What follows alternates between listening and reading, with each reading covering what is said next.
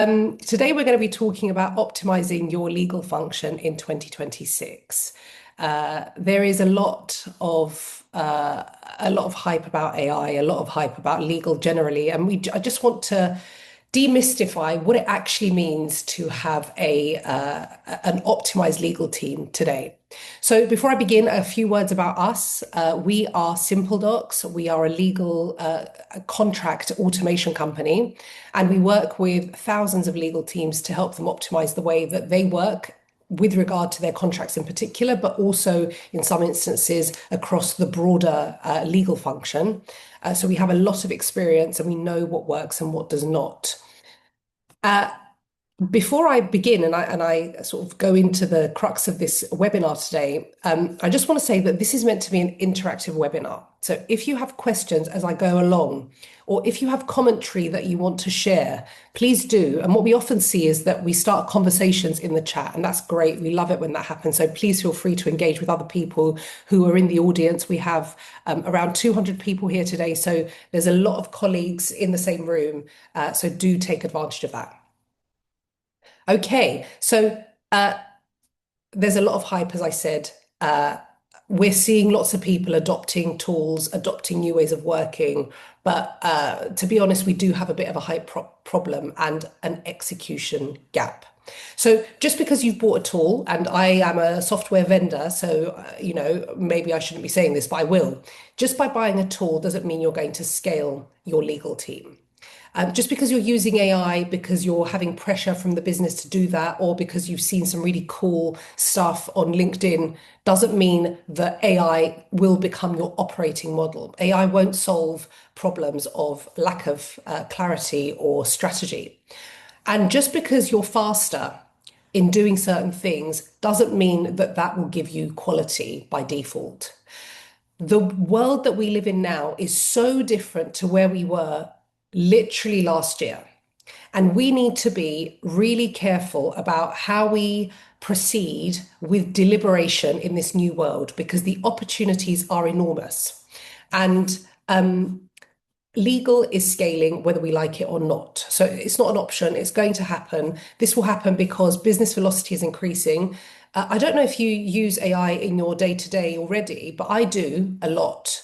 And I don't know how I would do my job at the scale that I do my job without AI. I am fully reliant on AI now. And I think lots of people are saying that and lots of people are seeing that. And if you're in a business and say you're the CEO and you are doing the same thing, you're relying on AI every day and you're seeing the velocity it can give you, you're going to start demanding that from the rest of the business. And if the CFO is seeing savings because of AI, the CFO is going to start demanding different ways of working so that they can see savings in other areas.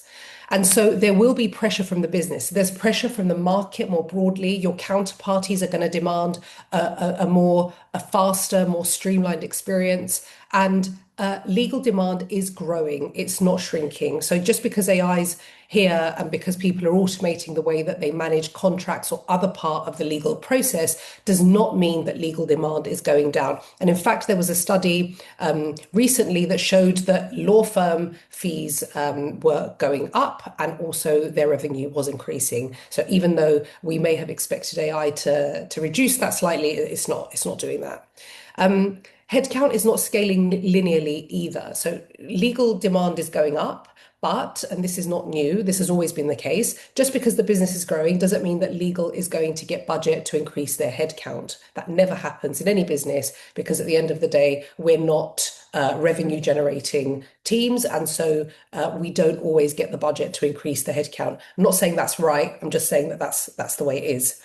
And AI is already inside workflow. So legal's going to scale, but the only question is whether that scale is going to be intentional. And the person that decides that is you. Are you going to make the decisions in terms of the strategy that you are following with regard to the way that you design your legal team, the way that you design the way you operate, with a view to really be intentional about where you're going?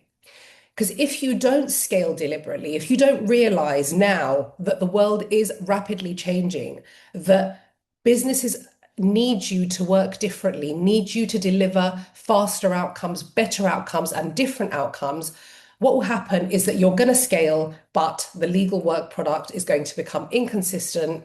There'll be risk tolerance drift because people in the business will take it into their own hands. I've seen this time and time again. Oh, GPT drafted this NDA for me. Can I send it out? No, please do not send out that NDA. But people take it into their own hands because people without expertise now think that they have a companion, GPT or Gemini or Claude, who that can do what someone with a legal background can do. So decisions also will get relitigated. People are going to start second guessing why we did this. There won't be any clear audit trails as to how you've structured the way that you work. And then legal either becomes a bottleneck or it becomes a rubber stamp. And that's not really conducive with legal becoming a business enabler. So adding more stuff to the mix doesn't fix your problems, but the reality of things is that legal, particularly in-house legal, was never designed to scale. Lawyers have been trained for their expert judgment. They've been rewarded for their expert judgment.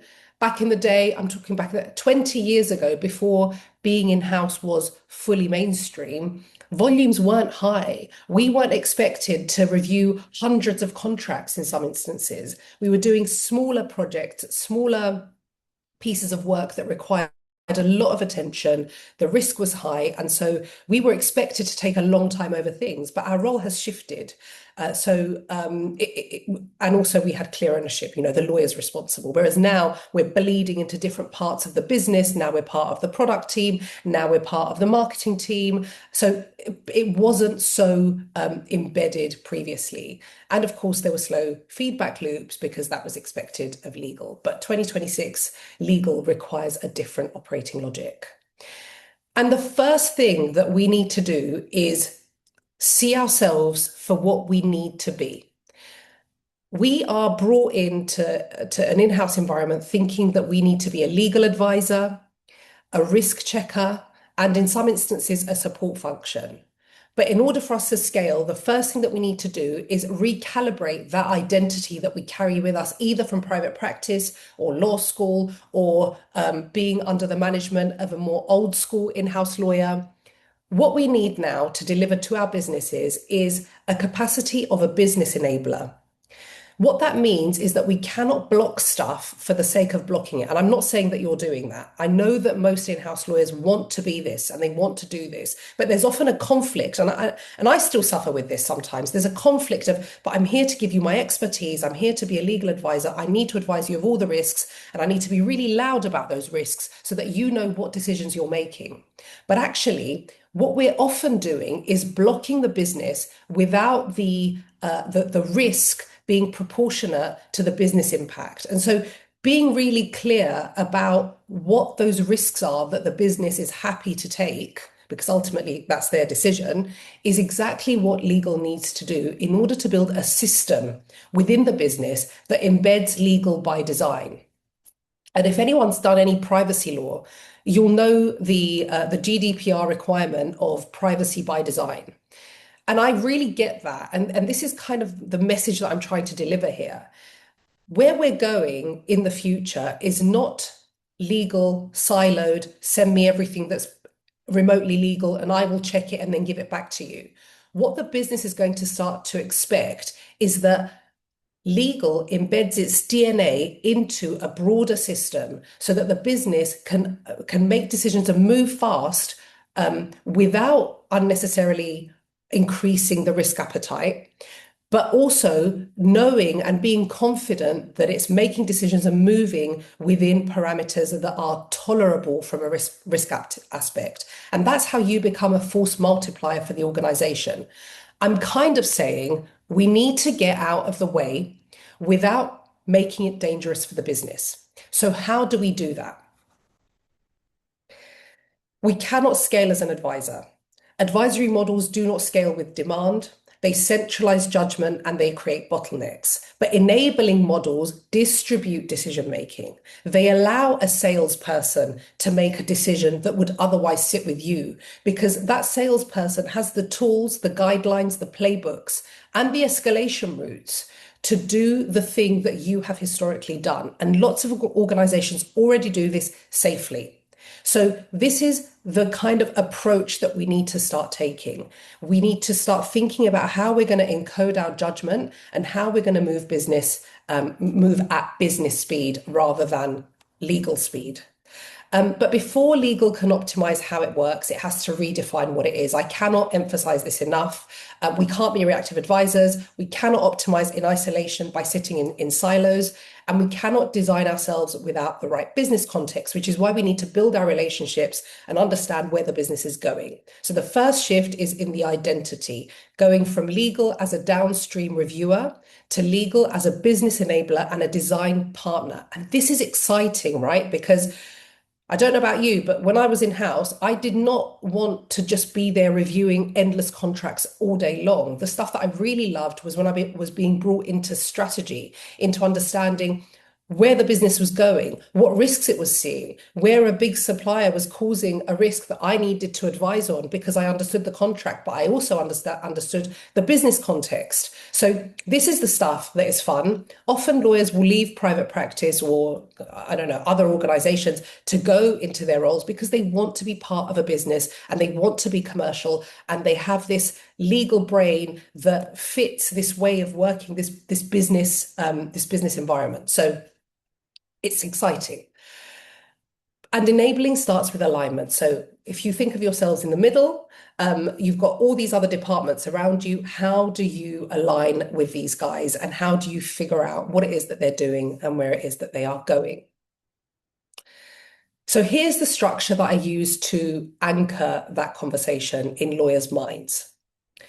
This is how you would set your legal framework up for scale. Now, I appreciate that this is a simplified framework, and this is going to be much more complicated at every layer. But if you don't need to address all of this immediately, this is just something that is good for you to think about in this way because it gives you structure. So the first question is, where is the business going, right? And from there, you can set out what the business objectives are. Now, this happens by you having conversations with the right people at management level, at leadership level, to understand where it is that the business is going. And then where should legal be going to support that is the second question. So how are you going to enable the business to do the things that it's going to do? You might, in your mind, have this project that you want to undertake, and it's a project that you think is really urgent, but if it doesn't align with business objectives, if it's not something that is creating risk to the extent that the business might be hindered from reaching its objectives, or if it's not a gap that the business doesn't need to fill in order to reach its objectives, then you may need to reprioritize that. So this is often something that we do as lawyers. We feel an urgency and we feel a risk, or we feel that there's a gap, and we're usually action oriented, so we want to go and do it. But it's important to make sure that the things that we're doing align with where the business is going. So firstly, you can justify what you're doing. You can justify why you need the spend. I need the spend, CFO, because you said that you want to do this. You said you want to grow. You said you want to grow by 100%. Well, how is my contract function going to support that? Who's going to review those procurement contracts or those negotiate those partner agreements? I need additional resource in order to deliver that objective for you. So this is how you start having those conversations. And if you really understand the business objectives, then every conversation that you have where you're asking for stuff becomes easier.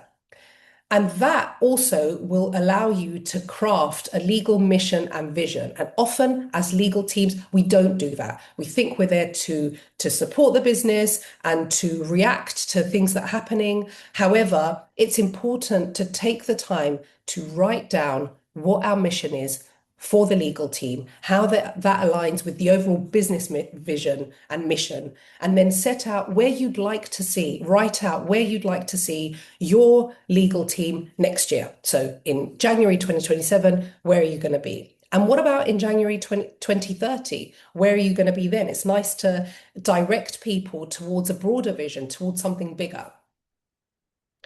And then the next thing is, okay, so what should legal actually be doing to support that mission?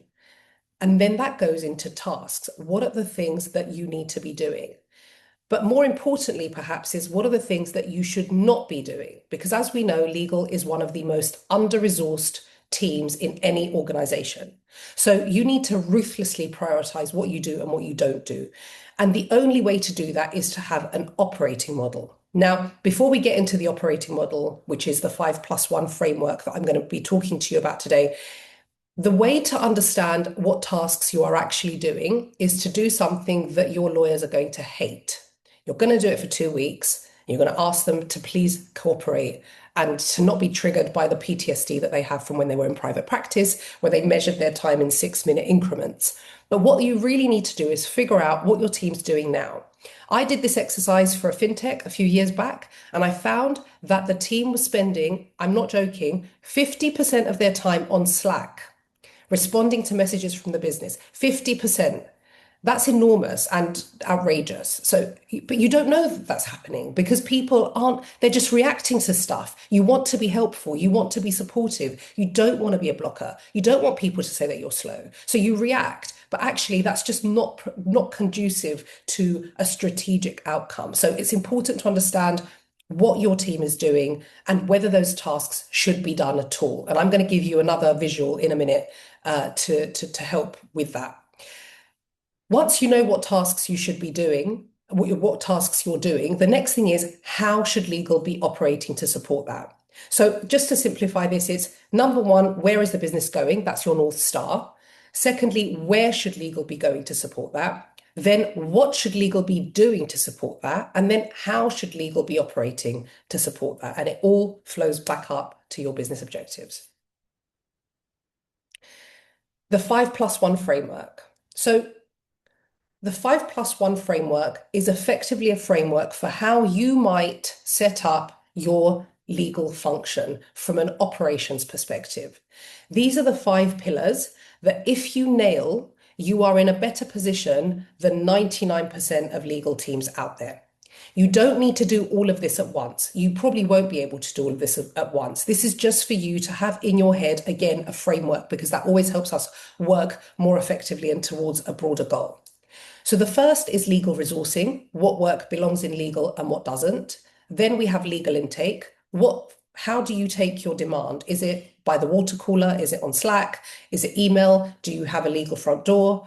Then it's your contract management. This is broad, and there are some incredible tools out there that can support with this. Then we have knowledge management, which is something that I think is just one of the biggest wastes in legal. Our product is knowledge, and yet we're not great at saving it and storing it and reusing it. And then we have data and reporting. So how legal learns and improves through data. And then the +1 is effective change management. And I'm going to talk about all of these in detail in a moment. But the +1 is effective change management because you can create the best legal ops department and the best legal strategy. And if you can't roll it out effectively to your legal team and the rest of the business, you've done nothing. So this is really important. And I call it +1 because it goes across all of these and it spans the breadth of anything that you're deciding to do this year or whenever. Okay, legal resourcing. I must give credit to this to Radiant Law, who published this years ago. I think it was 2018. It wasn't this exact language within each quadrant, but it was just a good way of thinking about where you would allocate each type of work. Now, I've amended this to take into account the fact that we now have AI, which is an incredible resource that we can use to really scale the way we work. But if you think about it, if you have high volume, low risk work, right, like routine contracts, you should either use AI for that and delegate most of the work to an AI tool, which is, of course, there's always a human in the loop, but it's heavily augmented by AI, or you outsource it entirely. Anything that's low volume and low risk, that's the sort of work that you can insource to the business. Insource means you get someone else in the business to do it, but you keep it within your organization. For example, data subject access requests. This is something that is best placed with your customer success team, if you're a consumer-facing business in particular, because you're going to be getting hundreds of these, and you can give a really good playbook. And again, you can give some AI tools to your CX team so that they can deal with DSARs and you're also giving them clear escalation paths so that when something gets to a point where it's too risky for the CX team to manage, it gets escalated to privacy, to legal, to whoever's responsible for this part of the business. Same with marketing queries. Again, when I was working in-house, I had so many queries from our marketing team. Can I use this in an email? Can I use this language? Can I use this banner? Do I need a consent for this cookie banner? So all of these questions, if you just start to train champions within the team, for example, you can insource that function to another team. Anything that's low volume, high risk, my view is that you should use a law firm, because if you don't do it very often, you're probably not going to have the expertise. And so you're going to have to upskill. That takes a lot of time. That time is sunken because you're not going to be reusing the knowledge. Yes, it might be fun to do a bit of litigation when you're in-house, but it's taking up a lot of time for you to upskill, and you're also taking on undue risk. And if you're not experienced in that space, you should probably give it to a law firm. I know that most of you already do this. Now, where you really want to build your competency is high volume, high risk. So strategic partnerships, business advisory, reporting to the board. This is stuff that you need to build your competency within your team. And thankfully, you can now augment that with AI, which means that you can really scale the way that you work and optimize your function so that you're becoming a true business partner to the business. So this is just a framework that you can utilize to start to think about what it is that you're doing and whether they're in the right bucket. Again, this is generic, right? So it doesn't mean that this is right for your business. It could be that you put, for example, IP disputes or M&A support here in where you would build your own competency, because you do have a high volume of these and because that's a strategic part of the nature of your business, and that makes absolute sense. But just think about, this is just something to challenge the way that you think about the type of work that you do and which bucket it sits in, and whether you're actually building the right muscle in the right place. Legal front door. So a legal front door is not rocket science, right? But it's the number one thing that whenever I propose, I get the most pushback on. Because lawyers do not want to feel like they're ticketing systems. They don't want to feel like a support function. A ticket makes it feel like a support function, and I get it. Having said that, I still think you should do it, because it will allow you such insight into what you do that if you can package the narrative around why you're rolling it out, and you can sell it to the business as something that's going to enable you to move faster for their benefit, and I appreciate that's an ask, you will unlock such incredible data about where you spend your time. You will create an audit trail of the work that you've done. You will be much better placed to know, if you're managing a team, a legal team, what each lawyer is doing. You will also find out that marketing is sending you the most requests, and actually marketing needs training. So all these insights start to compound. And every time you get a big insight that screams something, you can do something about that. And you slowly optimize your team exactly where it needs to be optimized, because you're looking at the high volume stuff, the stuff that's high friction, and you're thinking not just about reacting to that stuff and getting it done, but you're taking a step back, you're seeing patterns emerging, and you're going, okay, this is where this needs attention. I need to now go and fix that. So there are loads of ways for you to do this. SharePoint, if you're using a CLM, I vibe coded one the other day to see if it was possible. I used Claude. It took me an evening, so you can definitely do it. A ticketing system like Jira. Most of the companies that I used to work for in the tech space did use Jira for this. ServiceNow. But yeah, there are loads of ways for you to do that. Even just a Google form will work, because it will give you insights. But the tool matters less than the design. So I appreciate that rolling this out, particularly across a large organization, is a big project, but you can start small. If there's a way for you to start small with a pilot, and this is going to go into change management, but you will see the impact really quickly. Okay, Knowledge Hub. As I said previously, our product as lawyers is knowledge. That's what we give, that's what we use, that's what we ingest. We're not great at saving it. We're not great at reusing it. We do think that we do need to reinvent the wheel many, many a time. We don't. What I would suggest is that you start to collate all of this knowledge, because with the AI that's out there, even general purpose tools, you could start there if your organization allows. You could create a project on ChatGPT, and you could start storing all of your policies if your company permits that. Of course, there are security concerns, which is why lots of organizations prefer a legal specific tool. But you could start to store this kind of information somewhere and see how the business behaves if you give them a small set of information and you ask them to query that, instead of always asking you who needs to sign this NDA. So if, and also what we're seeing now is that people are connecting their knowledge hubs to their legal intake, to their legal front door. So when someone goes into a chat experience, for example, to ask a question of legal, if the answer to that question is very simple and it exists within a policy, a process document, a guidance note that's saved in your knowledge hub that's hooked to your legal intake team, then you'll see that a lot of the lifting with the admin routine queries gets swallowed up by AI, which is perfect, because you get your time back to do stuff that is much more fun than answering questions that you've answered a million times before. That's actually the number one moan I get, the number one complaint I get from lawyers. I'm sick of answering the same question again and again and again. I don't know if it's the same for you, but yeah, let me know in the chat.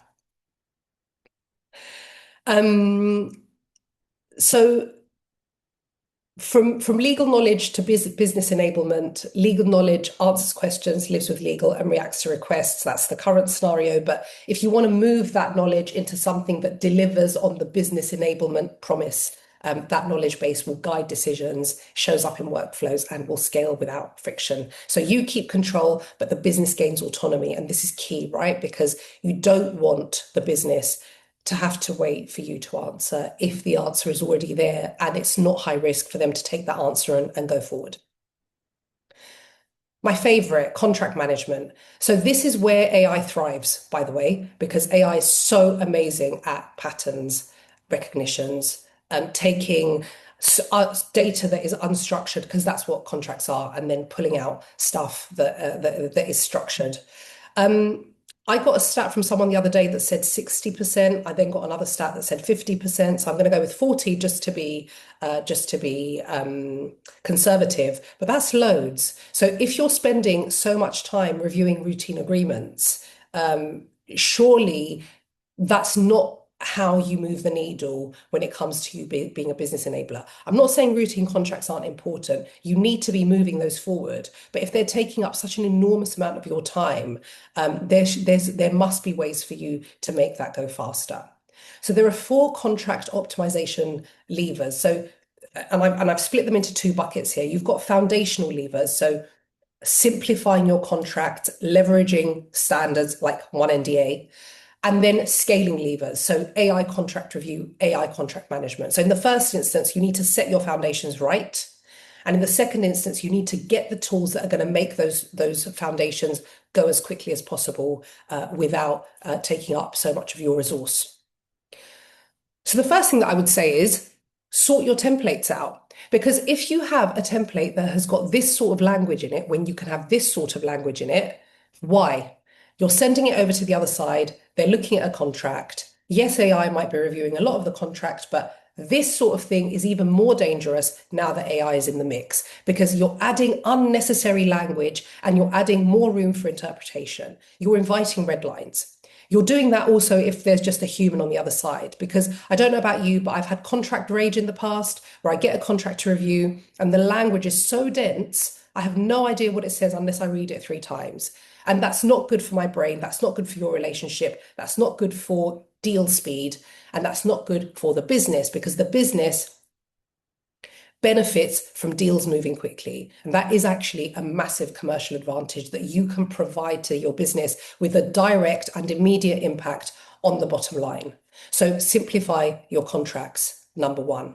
Secondly, leverage standards. I don't know if you've heard of one NDA, but if you have not, I founded it 5 years ago now, actually. So I can't believe how long it's been. But we pulled together a community of lawyers. We created an NDA standard that then grew. We've created more standards like one SAS, one DPA, one SLA. These standards are used by thousands of legal teams, apologies, across the world. And the leverage that you gain is that if you're contracting on your paper and you send it over to the other side's immediately suspicious. They're going to look at it, right? They're going to look at every line. They're going to make sure that there's nothing untoward in it. And they're going to feel immediately that you're protecting your own interests because you probably are.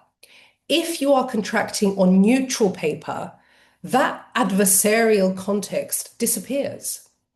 You're both contracting on neutral paper. You're showing them that you're being collaborative. They're probably familiar with one NDA. Even if they're not on it, they are much more likely to sign it than if you say your own NDA. There's a lot of ideology behind an NDA, and I've done a lot of writing on it. So if you're keen to hear more, please head over to the Law Insider website, which is where the one NDA standards live. And there's a lot of writing in there around the benefits of standardization. And I think that particularly in a world of AI, it's important to have those standards and to keep taking them forward. What we've done with Simple AI, which is a tool that I will be talking about in a minute. Simple AI is our contract review assistant, and it lives in Microsoft Word. When you're reviewing a contract, you have an opportunity with Simple AI and with other contract review tools, by the way, it's not just ours. You have the opportunity to use playbooks. Playbooks are a set of rules against which you will review an agreement. And those rules basically set out your preferred positions. We've taken these standards and we've turned them into playbooks. So even if you're a one NDA adopter and you've sent over one NDA to the other side and they don't accept it and they send back their NDA, you can now compare that NDA against the one NDA principles, and you'll often find that they comply, which is like, well, why didn't you just sign up to one NDA then? They did not, but at least you know that you're not going against the one NDA principles. And that's how we bring standardization into third-party agreements as well. Once you've set your foundation up and you've got good contracts and you've got good contract practicing best practices in place, the next step is for you to accelerate the way that you work with AI. Now, as I said earlier, AI is so perfectly positioned for contracts. You can automate your contract review in line with your preferred positions. We're not relying on the AI to tell us what it thinks is best. You're telling it what you want for your organization. You're telling it where your risk thresholds are. You're telling it what you will accept, what your fallback positions are. It's a very sophisticated tool that will allow you to encode your negotiation logic, but you can now augment your review with your AI assistant. We don't just do playbooks, we also have a co-pilot. So if you just want to ask questions, that don't require you to read every single word immediately when the contract lands on your desk, because you want to be more iterative with your review, which is actually a much more human way of ingesting information. You can start by asking broader questions of the contract and then slowly narrowing down. Whereas what we do with contracts, and why the contract review process is the perfect combination of stressful and boring, may I say, because it's boring because you've seen that language before, but you don't know for a fact that it does the thing that you expect it to do. Often you'll read a force majeure clause and you're like, yeah, this is boilerplate. No, it's not. It's got some hidden stuff in there that's unacceptable. So it looks familiar, it feels familiar, but you know that it's not. So you've got to be extra vigilant. You can use an AI co-pilot to flush this out immediately without having to go through this mental this cognitive load of reading everything at once and going into detail immediately. So I find now that I use AI to review contracts, I find it much more intuitive than just jumping into the detail from the outset. And what's unique to Simple AI is that you can leverage market standards and insights to fast track negotiations. So if you're using an AI tool, then it's great if you can check that it's using data that sits outside of this environment, so that you can also get insights as to what's market and what's coming soon. And by the way, I'm not demoing right now. I will be demoing after the end of this webinar. If anyone's got 15 minutes and they want to see Simple AI in action, I will show it. But the purpose of this webinar is not to demo the tool. It is to talk about a framework for optimizing your legal team. But I'll just do a sidebar here. Lawyers get a bad rep for being slow, but we're not, particularly with contract review. You hear the phrase, it's stuck with legal. But the reason we're slow is not because we're slow at reading. We're actually really fast at reading because we do it for a living. We're slow because the information that you need at the point at which you're making a decision as you're reading an agreement is not available to you immediately. When you're reviewing a liability cap that's 3 times the fees paid in the last 12 months, you're like, okay, does this align with my policy? Let me go and check my playbook that's in my Excel spreadsheet or is in my PDF that's somewhere dusty. What's the most that we can accept? I don't know. Second question, have we agreed this before? I don't know. I have to go and check the precedents. Where do I start? And then thirdly, is this market standard or is this completely bizarre? I don't know because this isn't exactly my field because I'm in-house and I'm actually a generalist. Let me call my law firm friend to ask them if this is standard. All that stuff, I don't, I'm not saying you do that stuff every single time you see a liability cap, but that's just an example. It's an illustration of the multitude of decisions that you need to make as a lawyer when you're reviewing an agreement. And what AI can do is surface that data for you so that you are making decisions much more quickly and you're not stalling because you're looking for information. It helps you make judgments much more quickly, and AI is transformative from that perspective. And then, of course, contract management. Now, everyone who's implemented CLM will have some scars, I'm sure of it. Those CLMs were very workflow based. So we did not have the technology when wave 1 and wave 2 of CLM were at play to do the things that we can do now. Now we can build tools that are just much more malleable. You can query your contracts. You can treat your contracts as a body of data that you manipulate in the way that you need. You don't have to do all that heavy lifting up front to tag the metadata and make sure that you're storing the right information. God forbid Max Schrems takes Facebook to court again and we get another a different sort of data protection rule coming into play and we have to go and do a retro on all of our contracts again. Doesn't matter if that happens because now you can use AI to query your contracts and get output that you need. And this is another tool that we have and that we're actively building, and the results of this way of managing your contracts is just so much better than what we had before.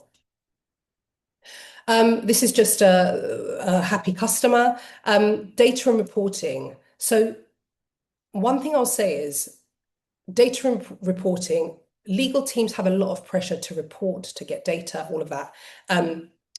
Just because you can report on something doesn't mean that you should. Like, you might have access to loads of data because actually you've got loads of digital tools and you can see loads of data, but you don't really know what you should be measuring. So just because you can measure it doesn't mean you should measure it, doesn't mean you should be reporting it.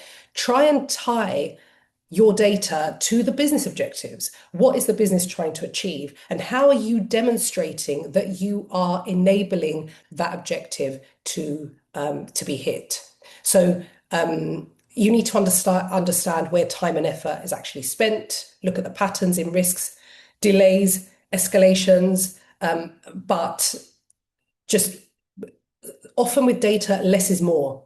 So be really deliberate about what you're measuring and who you're giving that data to. And of course, change management is key. I'm going to offer you some further reading here if you're interested. Kotter's 8-step model, I think, is foolproof. It's great. It gives you such a good understanding of how to drive change. I followed this when I delivered one NDA as well, and I think that we did achieve quite a lot of change across the legal industry with that initiative. Change management cannot be an afterthought. It needs to be part of everything that you do from the outset. Just the 8 steps quickly that Kotter recommends. So the first is establish a feeling of urgency for hurriedness towards change. That sounds mega manipulative. Maybe it is. But you need to tell someone why they need to act and why they need to act now. Otherwise, it will go into the tomorrow pile and it won't happen. So create a feeling of urgency. Then develop a strategy to bring about change. What are you going to do? Sorry. Then you formulate a guiding coalition. Sorry, that's the second step. A guiding coalition is get some people together who are going to support you. You can't do this by yourself. Who has a vested interest in what you're doing?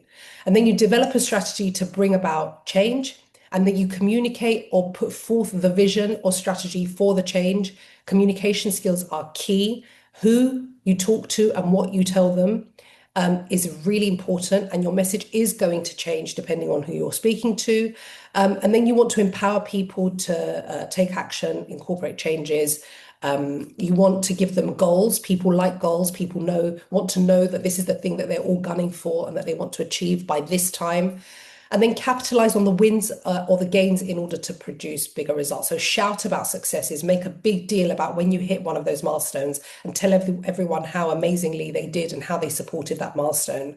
And then, of course, incorporate new and better changes in the workplace culture. This is what I mean. This eighth step is what I mean with legal by design. So if you're rolling out new things and if you're getting business stakeholders or other people in the business to do things that were traditionally legal, or if you're asking the business to engage with a legal front door, or if you're asking the legal team to use an AI tool, how are you going to drive that change? It's not build it and they'll come. It does require a change management process, but we're good at arguing, so hopefully we shouldn't be too bad at change management. So just to give you a recap, optimizing legal in 2026 requires 3 shifts. The first is one in identity. The next is in posture. So we want to go from reactive to intentional. And then we need to execute. So it's not just, I'm going to do this project here and I'm going to do this other project here. It's how do all these things connect together? And hopefully the 5+1 framework that I've offered you today is a way to structure that shift. Before I go on to this bit, are there any questions that I should be answering? Electra, we have a couple of comments pretty recently in the chat that perhaps you might take a look at. Probably starting from Yes, where am I Adam onward. going? Yes. Sorry, which one am I looking at, Actually, you know what? Jory? Can you maybe address a knowledge base and how you might structure that information or organize that information? Yes, so with the knowledge base, I might do another webinar on it because you need to start to think about how you're going to use it and who your users are going to be. So I would not recommend that you just start pulling all of your policies and all of your processes into a GPT project. I don't recommend you do that. I think that you think about how you're going to test this out. So if, for example, you want to get people asking questions about 5 topics, and those are the 5 topics that you know are taking up a lot of your time, but they're actually low risk. What kind of guidance do you need to give that project? And then how are you going to surface that to other people in the business so that they can query it and get the answers that they need? So it also depends on what tools you're using. You might be using Notion, you might be using Confluence, you might be using SharePoint. Think about your audience. So I did a lot of I'm a big ambassador for what is called legal design, which is a very confusing term, and I think that's why it's not gone mainstream. But basically, the gist is always think about your user. Be very user centric. So instead of starting with what information am I going to put into this knowledge base, think about who you're servicing and why, what their needs are. Then go and talk to them. What do you want? How do you want it? How do you want to engage with this tool? Do you feel comfortable asking questions about this topic? And then that will guide you to start to think about what information you need to gather, what tools you need to use, how you're going to surface those tools within the organization, and how you're going to roll them out. Um, do we have any other questions that I should be addressing? Sorry, there's a few other comments here. One that kind of links up two comments that kind of link together, Adam King and Mukund, around kind of the commentary that might be provided by AI and trust and hallucinations and how how are we working with that? Yeah, so this is the biggest barrier to AI adoption, trust. And although, if you're doing marketing or operations, you don't need the level of trust that we do in order for us to trust the word trust again, to sort of augment our work with tools. So What I would say is try to use tools that are legal specific because anyone who's designing for legal knows this, right? They know this and they want to ground the output in actual data that you can trust. So, what we're doing specifically, and this is something that I spend most of my time on, is designing how this is going to actually happen. As I said earlier, there are three sort of sources of information that you need to be drawing from when you're reviewing an agreement. And these aren't just going to help you make the output hallucination proof. They're grounding it and they're giving you an audit trail so that you can actually see what the AI's done. I don't think anyone's expecting to fully outsource everything to AI, but what you do want is to gain efficiencies without having a black box, basically. So what we're doing is, and this will be launching in February, what we're doing is we are embedding this capability into the word add-in, whereby when you're reviewing an agreement, you will be able to know whether the provision that you're reviewing aligns with your playbook. We already do that, right? So that's one thing. The other thing is that you'll be able to see whether that provision aligns with what's common in the market. The way we're doing that is through a very deep integration with Law Insider.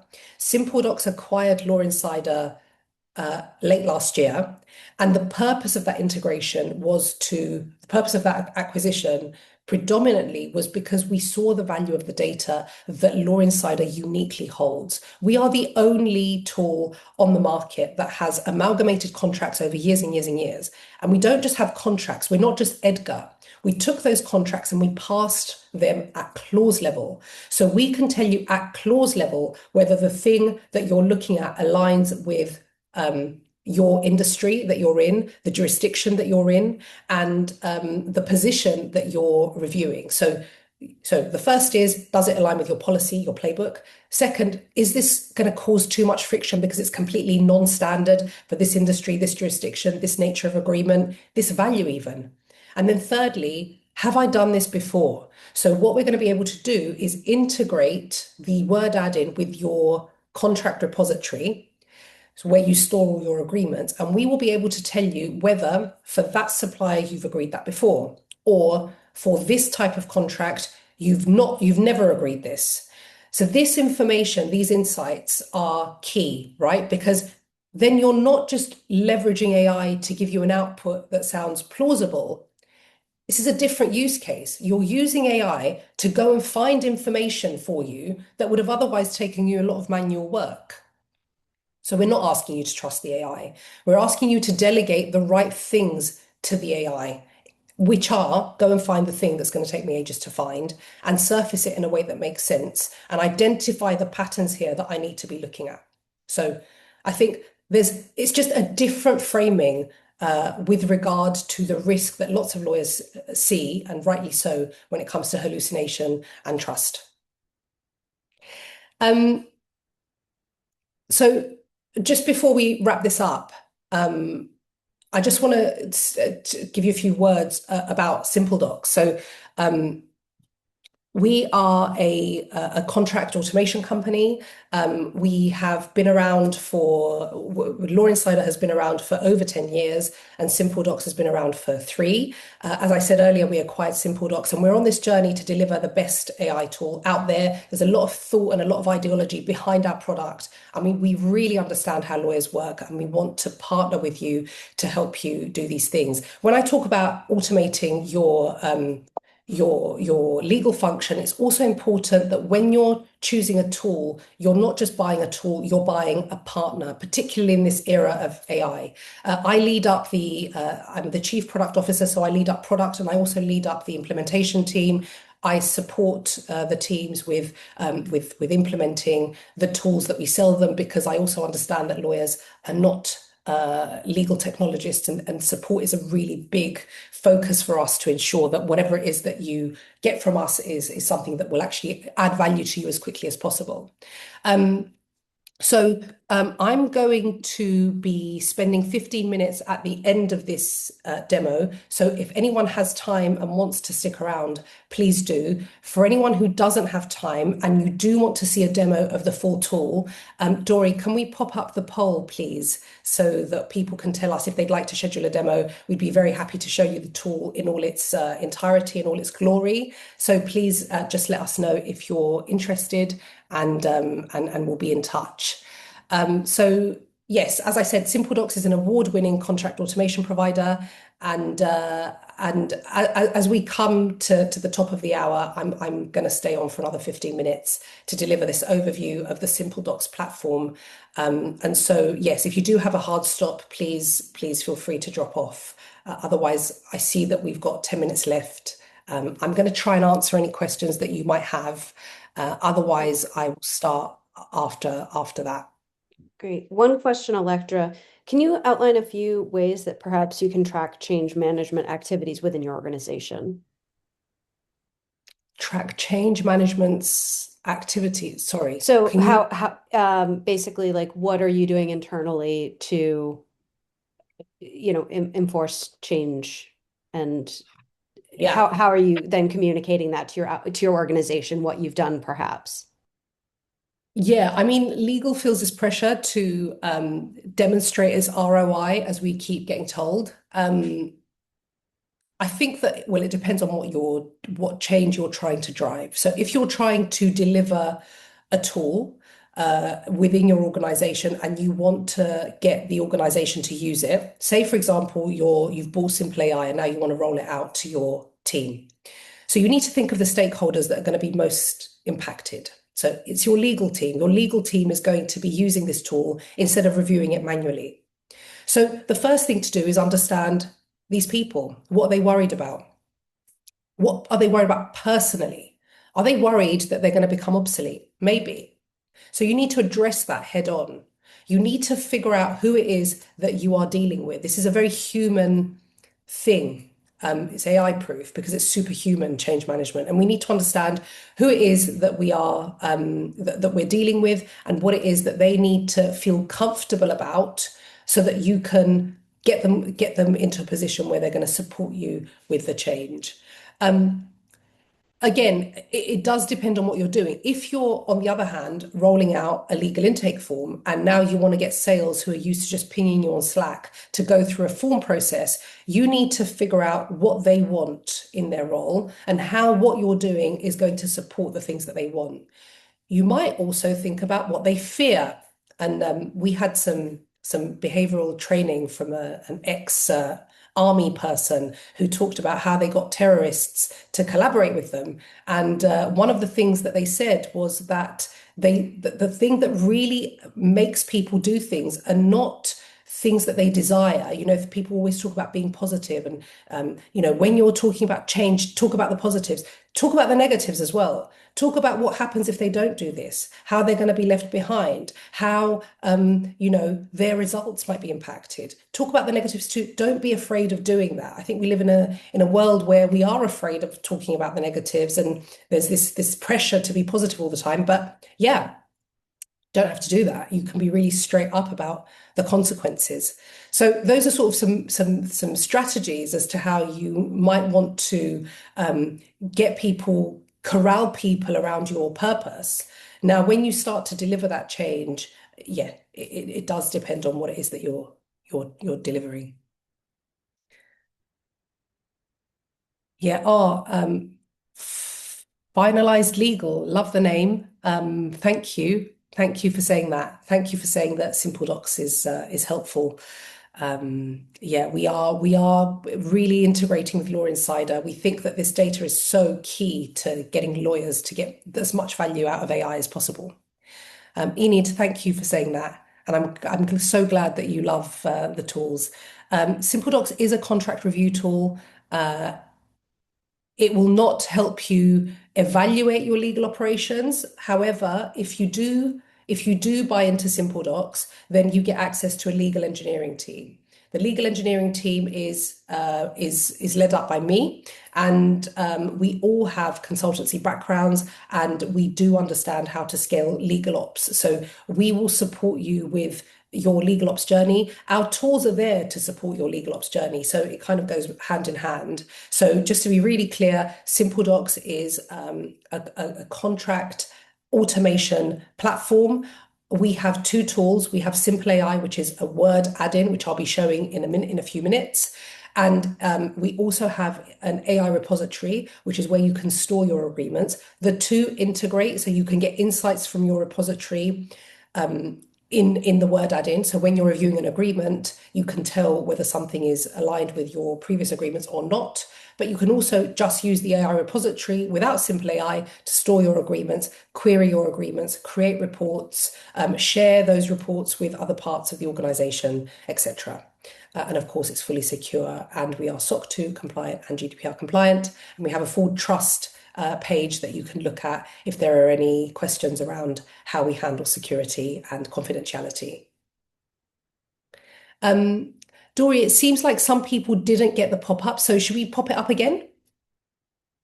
I absolutely can. Yep, give me 1 second here. Let's see if we're Okay. If anyone wants a demo after this, I can show you the tool, or someone in our team will show you the tool depending on your time zone.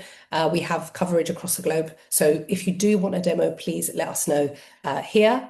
And then in a couple of minutes, I will be starting the demo. As I said, I know that some of you have a hard stop, so feel free to drop off. But if you do want to stay, I'm going to be spending 15 minutes. I'm not going to do a full tour of the tool. I'm going to predominantly be focusing on new features that we've just released and giving you a quick overview of what we can do. If you want to see a full demo after that, then of course you absolutely may. You can book a full demo so that you can see all of the features across our tools and how we can support you with your legal optimization journey.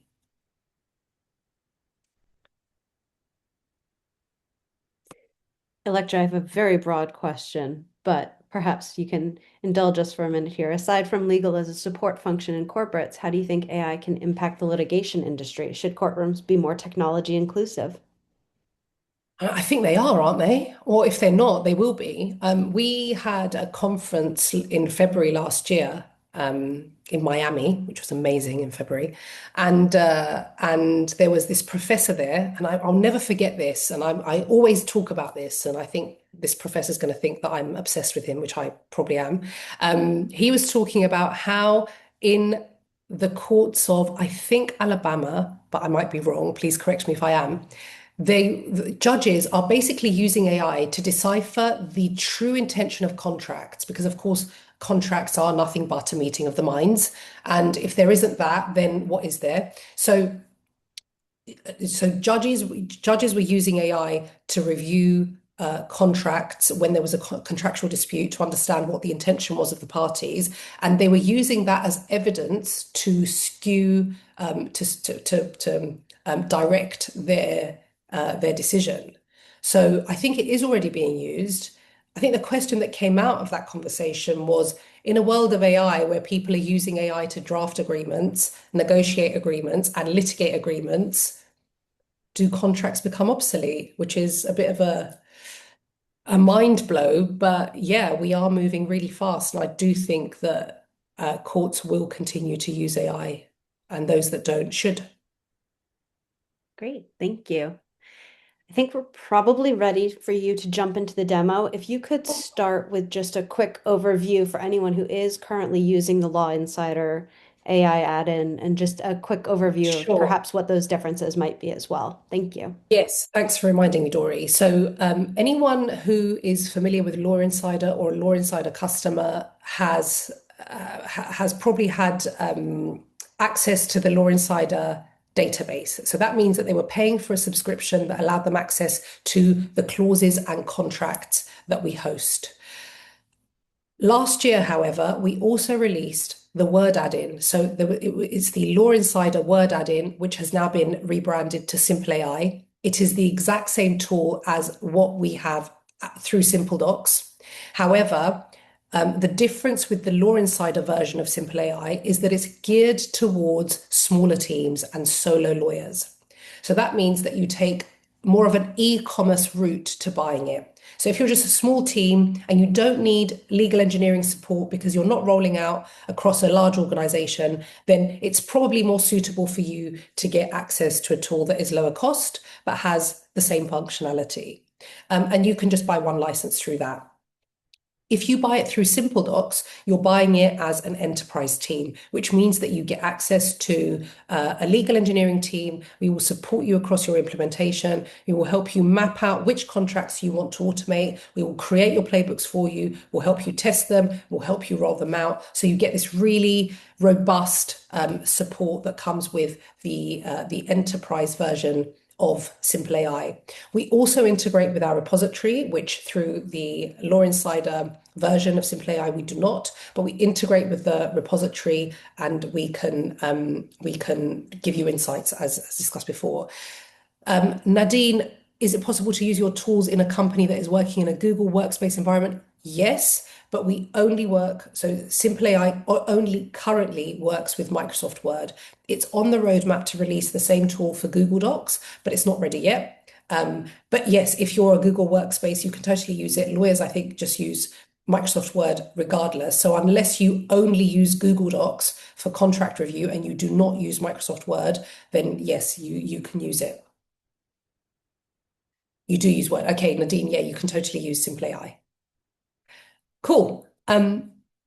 Dory, is there anything that I missed there when I was talking about the dichotomy? Can you customize playbooks with the one license plan? Dory, can you confirm that, please? I believe that you can, but you have to do that manually, so without legal engineering support.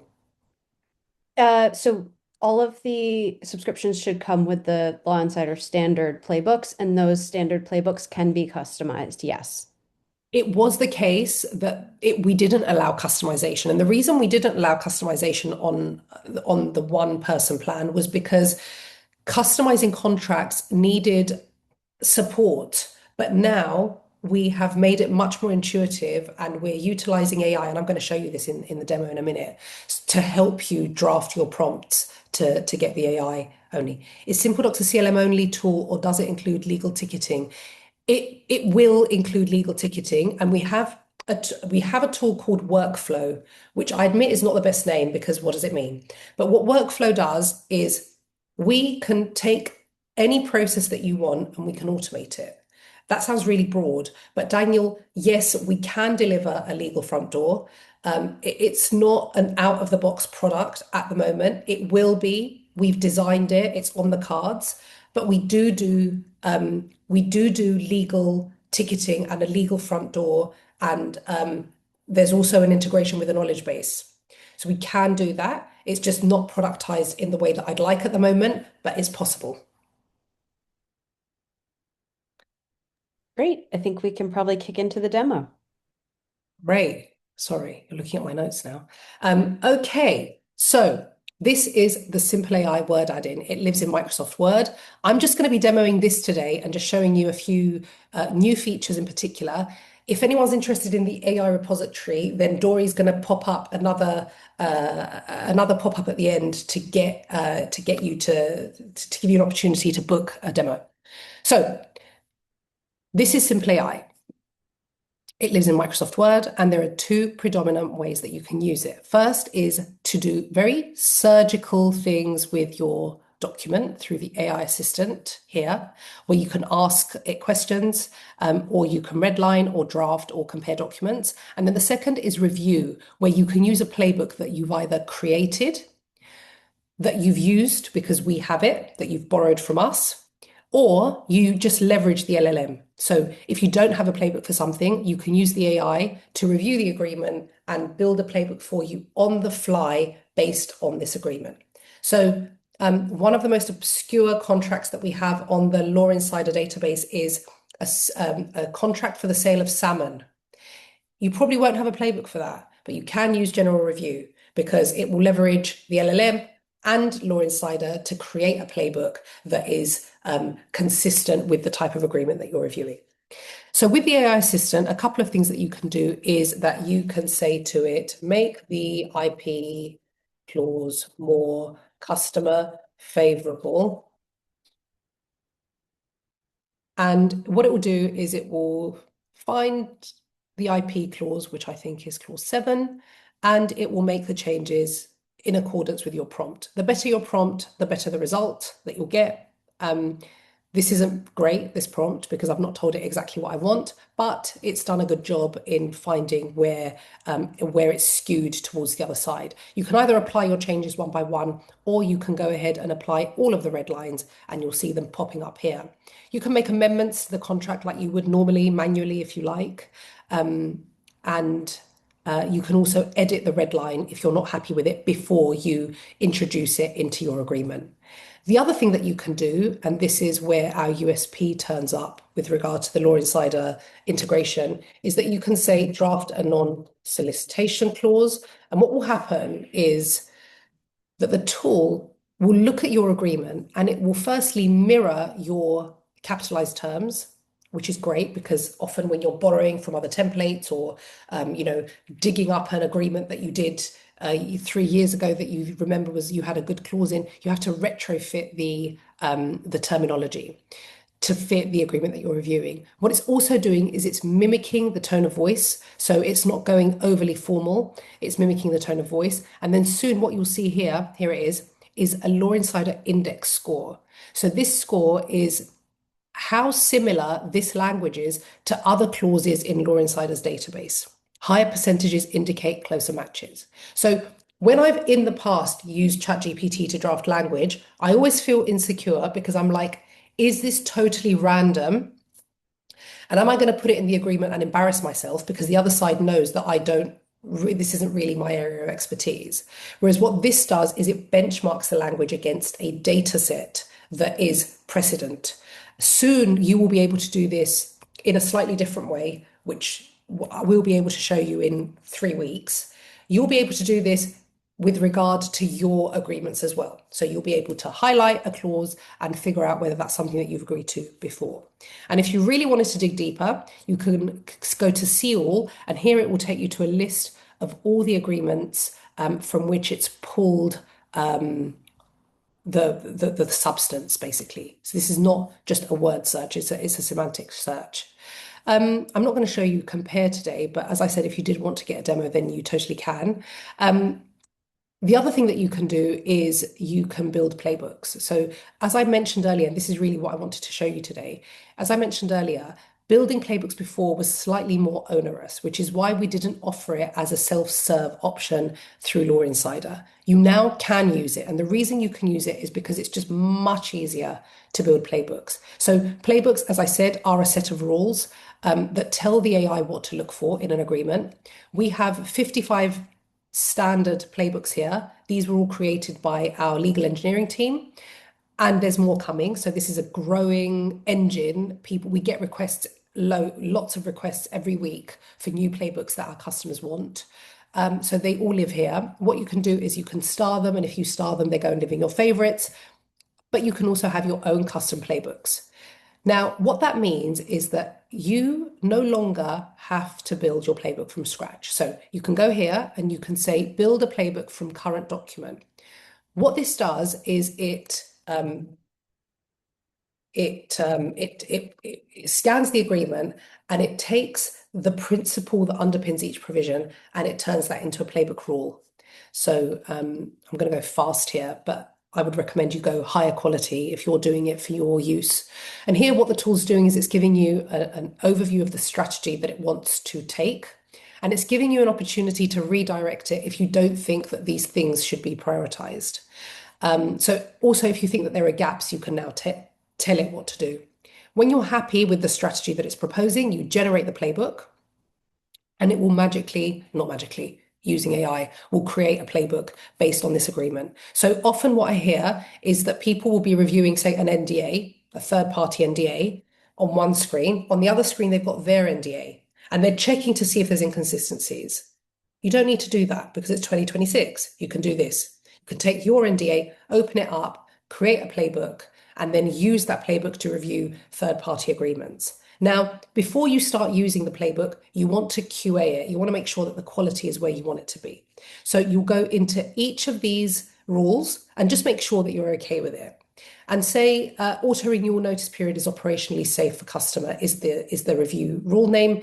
If you're like, that's too long, when I'm reviewing a contract, I'm the sort of person that just needs less words, auto renewal. Cool. And then here, ensure that the non-renewal notice period for the 5-year term with 1 year auto renewals is at least 60 days, currently 30 days, if not redline accordingly. You might be like, yes, okay, my template says that. I'm okay with 60. I'm also okay with 30. So I'm going to change that here. I'm going to have, sorry, that's the wrong place. I'm going to have a fallback position and I'm going to put it here. So you can build out your negotiation logic within your playbook. You might be like, actually, I'm fine with 15 days, to be honest. Fine. So you can just build out your negotiation logic. Previously, a couple of weeks ago, you had the opportunity to set out a comment that would appear in the margins if you ran the playbook and the playbook found that there was an inconsistency with this rule. But before, you could only do it with your preferred position. Now you can have a comment for all your fallback positions. Because here, the comment would be, we have to have 60 days. Well, that wouldn't work if you were applying this playbook, this fallback. So here, you can encode a comment that says, this needs to be 30 days. And then when you hit red line, then the comment will appear in the margin. If you don't know how to prompt, don't worry, who does? Then you can just create, say you want to create a rule here, a new rule. You go like that, and you say termination. I do not want termination for convenience, right? Say this is the rule that you've got in your head. You hit this magic wand, improve instructions. This is going to take your intention and turn it into an AI ready rule. I am so excited about this feature because this gives you such autonomy to build out your own playbooks and to be really granular with the things that you need. And this will also train people to understand how this works and to get better at prompting, because this is a skill that we are going to have to develop. And again, you can build out your comment, your fallback. This is guidance notes. So this is the guidance note that you would give to your team, or if it's a reminder for you, like if this is an issue, escalate to Sally. Or the reason we do this is X. This is how you train your more junior lawyers. So I'm just going to show you this. So you save your changes and then you save and run. So when you can save your playbook, you can run your playbook, and then it will tell you where there are inconsistencies between this agreement and this here. Now, what you'll find is that this is probably going to be all compliant because this is the document that we used to create the agreement. But basically, where there are non-compliances, for example, it's giving you suggestions as to how to make the changes. So we've changed it from 3 to 1 years here. So if you go like that, it will just apply the change for you. And that's it. There are many more features that we can dive into, which we won't have time for today. So please do book a demo. I'm just going to show you my last favorite feature, which is this. Sub draft an email to the counterparty explaining the changes we've made and our rationale. So if you had comments explaining your rationale, it would also pull from those comments. But I often will spend more time on comms than I do on actually reviewing the agreement. So this just saves you that time, and this is not going to be perfect. You're going to want to tweak this. You're going to want to change the language. You can either do that by reprompting the tool, or you can copy and paste it into your email and then make the changes manually. Okay, I see a few questions. I'm going to try to address those. Can simple AI generate pushback comments? I know we Not can include yet. them, correct? Okay. Not yet. Not with AI. You can draft them now. You can use this here to give you inspiration, but soon we'll be able to generate, very soon, like next week, you'll be able to generate AI comments as well. Obviously, you have to review them and make sure that you agree with them, but yeah. Is it only usable on MS Word, which is paired with an MS 365 subscription? We're using Google Workspace, but my team has Word. Yes, you can use it. As long as you have Microsoft Word, you can use this. Are your playbooks based on a specific jurisdiction or legal system? We are as generic as possible with the playbooks that we store. So we want to make sure that these apply to as many people as possible. However, what you can do is go into a standard playbook and duplicate it. So if you wanted to edit the playbook, you can do that. And if you wanted to add specific jurisdictional requirements or nuances or restrictions, you can do that within the playbook and then you can save it as your own. So if you go to actions, you can duplicate it and then you can save this as your own playbook. So they are jurisdiction agnostic insofar as possible. Oh, Raphael. Thank you, Prashant. Yes, Raphael and Ophelia, thankfully not present because they would be ruining this presentation. They are my 3-year-old and my 2-year-old who are downstairs with their dad. Thank God for him. Good to see you here. Um, okay, I think that wraps the questions. I hope I've addressed them all. If not, please feel free to drop me a line.